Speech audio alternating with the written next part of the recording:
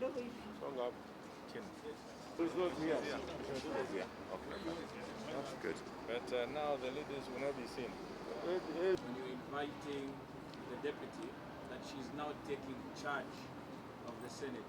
The party decision is not to participate in by-elections that are occasioned by the unfortunate deaths in Parliament of Senator for Machakos, parliamentary seat of Matungu, and that of Kabuchai.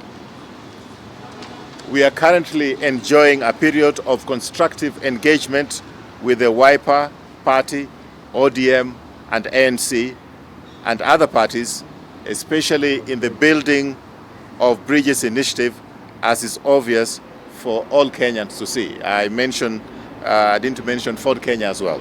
It is the decision of the Jubilee Party that, given the bigger picture of bringing this country together through the BBI avenue, ceding ground to the NASA parties in this instance is essential to ensuring that we do not open unnecessary arenas for conflict with our very able partners in the BBI.